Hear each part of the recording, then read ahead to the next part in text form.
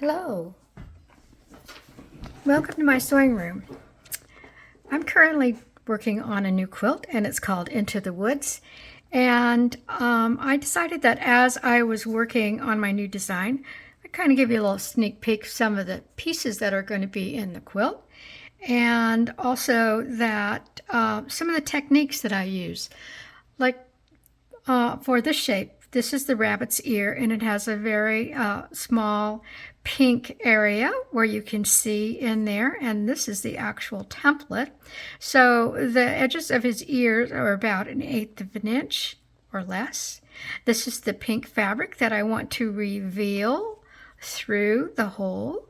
So I'm going to show you how I do this. Now, first of all, I want to use fray block. Fray block will stop the fraying. Don't use it too excessively. So you just, and I apply it with a little brush. You can find these bottles on my website. And I put my fray block in here because that way I can control how much it's distributing when I go to use it. It comes out way too fast if you're just doing it from the tube itself. Now also in these little concaves here, on these outside concaves, I need to have some fray block.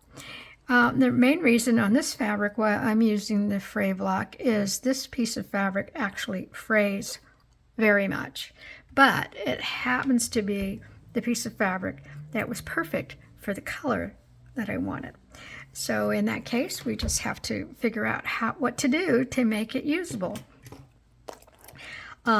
Now what I need to do is I need to come down here at the center of my opening for my ear so that it will reveal my pink fabric, and I'm cutting away a little bit of the fabric in the center, still leaving myself about 1/8 of an inch seam allowance, or if you look at the actual size of the template, that's how big your seam allowance should be, because you don't want your seam allowance to extend out past. Now I will leave it a little bit larger and then I will actually trim it because some of these areas are really quite tiny. I'm going to come in here with my scissors and I will clip my corner, and I'm going to clip the other corner, and in this case you're doing just that 2 to 3 threads. You're going to come along the concave now, and about every 1/8 of an inch I will make a clip so that the fabric will easily conform to the shape of the template. Now this is probably the hardest part of this block, but it looks really nice when you're done. So I'm going to take my starch. Now I have, today I have a 1/8 inch starch brush. I would tell you to also start over here at this end, not the tip, because the tip is very, has very little freezer paper.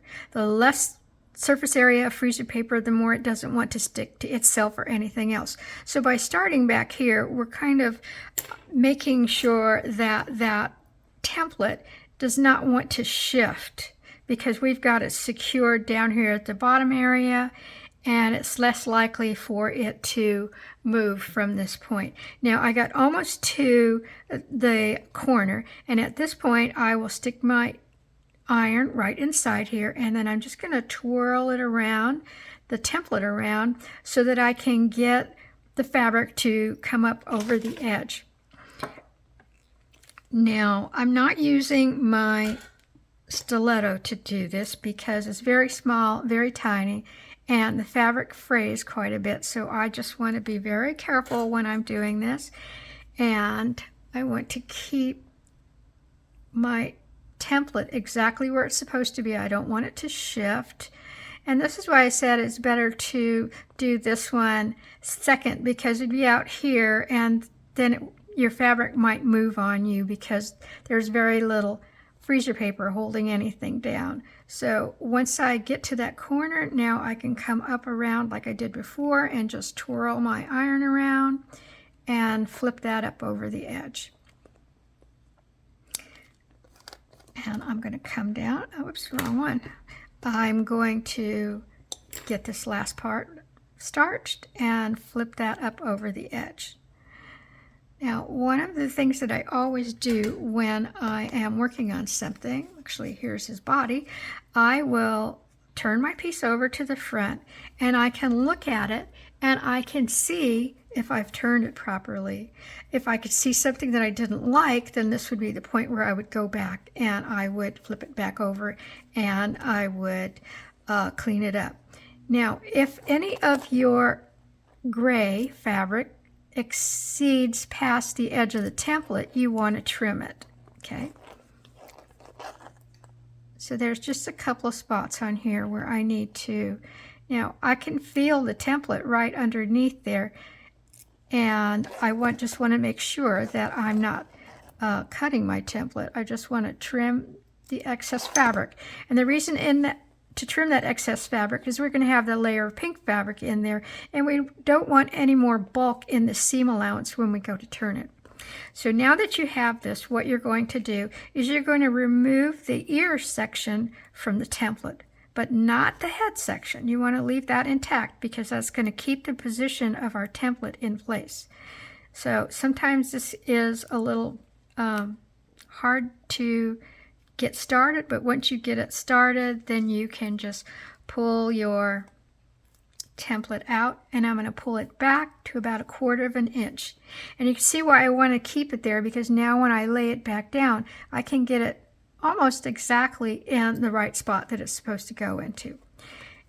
Now we're going to take the next piece, which is the pink fabric that I want to reveal through as the reversed applique, and I'm going to come along with my Roxanne's glue base, and I want very little glue. I just want the smallest little droplets of glue on there. And never glue in these corners, because when you're stitching, you're going to want to apply some Aleene's OK to wash it in there as you're stitching, so that you can bond the top to bottom and the thread together in that position. Now, I had a template, but I didn't really cut my piece out as close to the template as I needed. I actually left it larger than it needs to be. And the reason that I'm doing that is because once I put this in here, then I will trim it back to the template again, so that I know that I have enough seam allowance in there and that it doesn't exceed past the template's edge. Now I will trim right here because I can see that I have a little bit excess on this end. And now I'm going to position my ear back again. Now, to make sure that you have it in the right place, I will hold it up to the light so that I can see through it and make sure that I have my template in the right place. Once I have it in the right place, my doorbell, I will hit this with the iron and make sure that it's ironed down properly. I'll hold it up again to make sure I do have it in the right position that I want it, and it does look like it. Now what we're going to do is we are going to trim the pink fabric away. Now we're trimming the pink fabric away because we don't want all that bulk in there when we turn this edge of this ear. It would just be too bulky. It wouldn't be as nice, fine little shape as it's going to end up, as if we had all that bulk in there and we're turning that seam allowance. Just always be careful to make sure you're not cutting your under fabric also, because I've done that many times. And I think you can see that this gray fabric just frays like crazy, but I really like the color, so I want to use it. So now we're ready to finish our head. Now over here, I'm going to clip 1, 2, 3 times, and I will clip 1, 2, 3 times. And I'm not going to start at my ear, but I am going to start somewhere in the longest straightest edge, but it really doesn't have a longest straightest edge, so I just pick somewhere.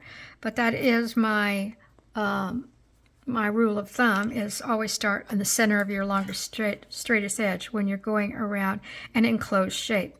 So I'm lifting that up, and now I am using my stiletto to help me pull the seam allowance up over the edge. But if you notice, I'm just pulling it up near the template. I'm not pulling back here at the raw edge of my fabric, which I think a lot of people have a tendency to do because they think they need to pull there. In this concaves are kind of nice because you can usually just let the iron go in the concave and it will make concaves a lot easier. When you're gathering fabric, that is when you need to use your stiletto. So this is a convex on the outside, and this is where I would be using my stiletto to help me evenly distribute the fullness of the fabric all the way around the surface. So I'm pulling this up and I'm holding this, and really when I get up here to this very tip of the ear is when it's going to be important to evenly distribute that fullness. You don't want a big wad of fabric all at the very tip. So I'm pulling this and I'm pulling this toward me.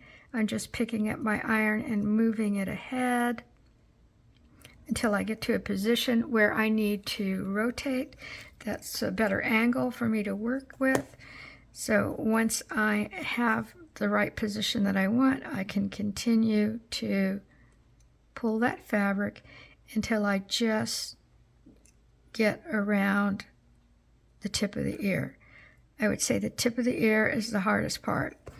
And the tip of the ear for me is the hardest part because of this fabric, but it's the fabric I want to use. There we go. There we go. Okay. Now the other thing is make sure you leave your iron on your template long enough for the starch to dry. And especially when you have bulky or thick amount of fabric underneath there. Okay, looks pretty good. And you can see I'm always checking to see what it looks like, and do I really want to leave that in there, or do I want to come back and try to evenly distribute some of that fullness, which in this case I did want to do that a little bit better. There we go. So I'm going to make sure that my seam allowance is dry there because there's a lot of fabric there. Okay, and then we can continue going around the rest of this. And then you'd be ready to pull out your template. I like doing this type of technique that gives you that look of reverse applique, but not with the techniques that you would normally do with traditional reverse applique. We're actually doing it with a template. Now at this point I do want to hit this all with my iron. I want to make sure this gray fabric is kind of a heavy fabric, and it just it's gonna give me fits while I'm working with it, but I'm up for the challenge so that I can get the color combination that I want on my finished piece. So once I go around here, I'm going to go around the tip of his nose, and then this one will be done. But I thought that this would be fun for you to start seeing what's in the new pattern that's coming up, and then that by the time the pattern comes out, I should have I'll have all of these little videos on the website so that you can refer to them when you're making your quilt.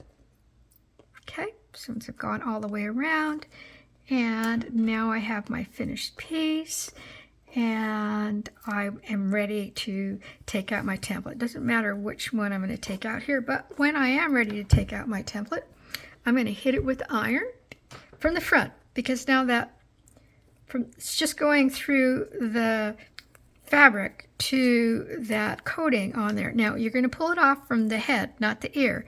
And once you get to the pink fabric, you're going to hold that down so you make sure that you're not pulling that out, and then you're just going to peel that out. It actually comes out very easily. Now over here, I do want my pink fabric to be inside, so I'm going to move it to the inside, and I'm going to hit it one last time with my iron. And then it will be ready to go on my board with my little rabbit body. So just like I said, a little sneak peek of what is coming up at the end of the year. Thank you. Keep stitching, and I look forward to seeing you in the next video.